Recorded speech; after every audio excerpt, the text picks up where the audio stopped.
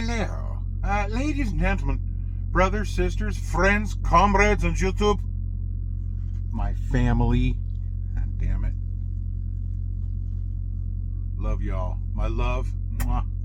We're in the home stretch, baby. We are in the home stretch.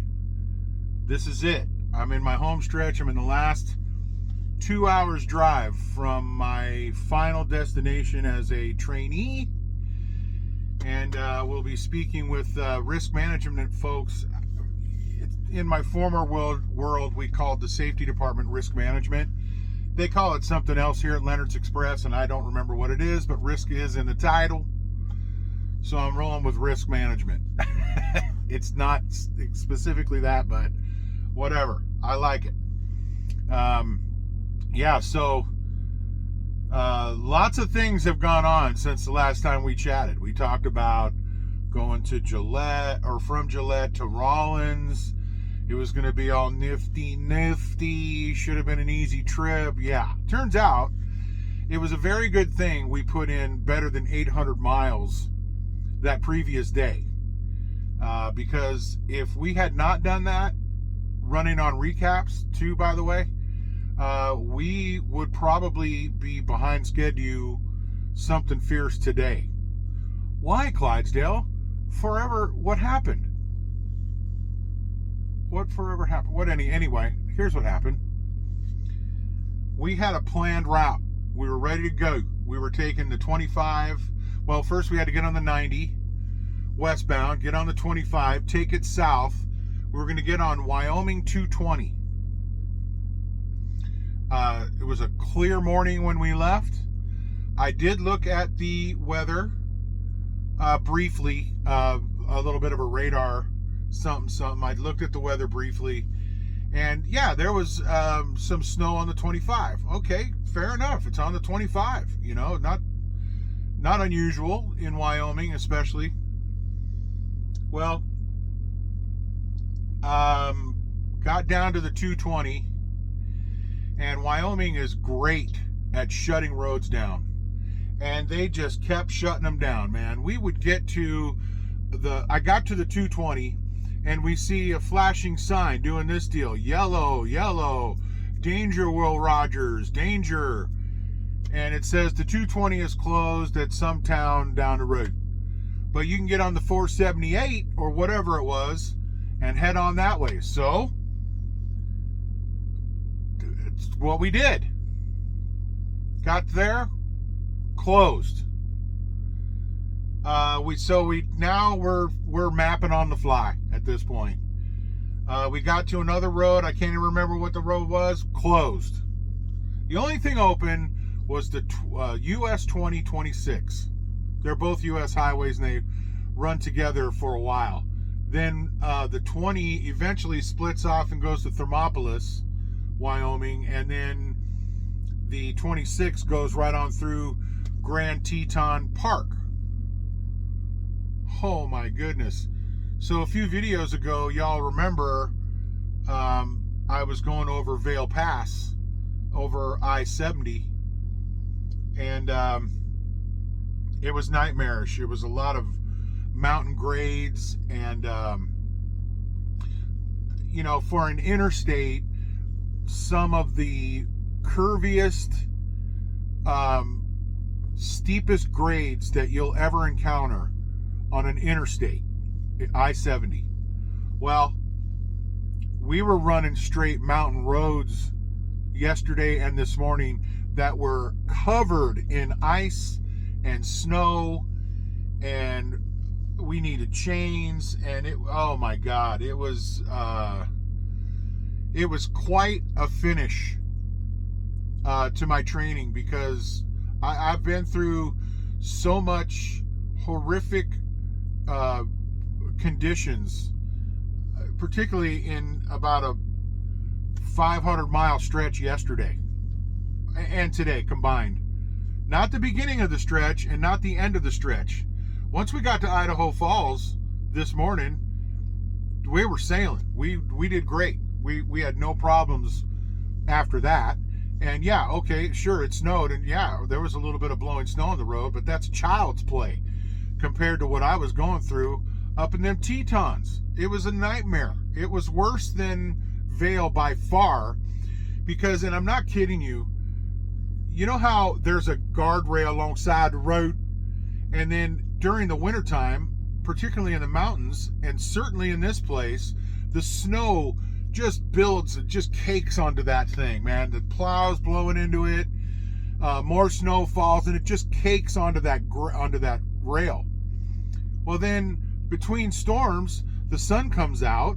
It might get to 40. It might be in the mid to upper 30s, and it melts, and it runs across the road.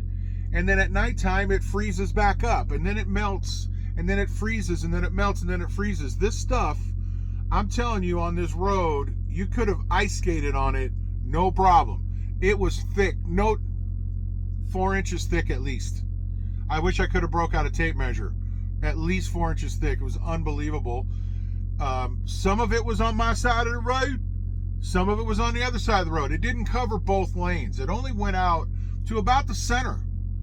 And then it would just kind of stop there because it just didn't have enough, banking or whatever it takes to get that. It was still pretty cold too, so it didn't really wash off into both sides of the road. But man, it was it was terrible. I'm really getting to hate Wyoming in the wintertime. It was terrible. Jim B, you'll see him making comments. I have yet to meet that brother, but we're going to do it. I'm telling you, eventually we're going to do it. He's got some Rush beer for me. We will do it. We've talked about sharing already. We just never hooked it up. But nonetheless, Jim said, wow, Rollins has been closed all day. Good luck. Look at his last comments in my last video from Gillette. Yeah. Well, I wish I had Jim's phone number or vice versa. He could have called me and said, hey, bro, you're closed up. Anyway, it was such a nightmare. We ended up having to get all the way through the Tetons over to onto the 191 and then to the 15. And once we got to the Flying J to take showers today, we sailed home after that. And so here I sit in Twin Falls again. A very typical stop. I just want to make sure I got everything done. Yeah, pretty much it. So now the home stretch is coming. The home stretch is Caldwell, 2-hour run. We've got a load of baby lima beans on our back. I got about 38,000 pounds of beans on this truck, and we're taking that to Caldwell. Eventually it's going to go to Kanawha, Washington, I believe it is, to a Simplot up there. I've talked about Simplot before too. This place is gigantic. There's a Simplot plant. They do something in Idaho up along I-86. I don't know what they do there, but they're all over the place, man. This is a giant place. So anyway, lima beans headed there, baby limas. We're not going to Washington though. I'm going to Caldwell, and then I am going to get a truck assignment after we talk with our risk manager, as I said a little bit earlier, and he'll probably go over some things with me in regards to I'm expecting some sort of an interview. I don't really know, to be honest with you, what to expect. I know I don't have to take a road test. I'm kind of surprised by that. Leonard's Express doesn't require that. They lay it on their trainer. The trainer says yay, the trainer says nay. And if the trainer says yay, well then get the boy a truck. So that's what we're waiting to do. Once we get the truck rolling, man, I'm telling you, it's a load to California, and I'm going to see my wife.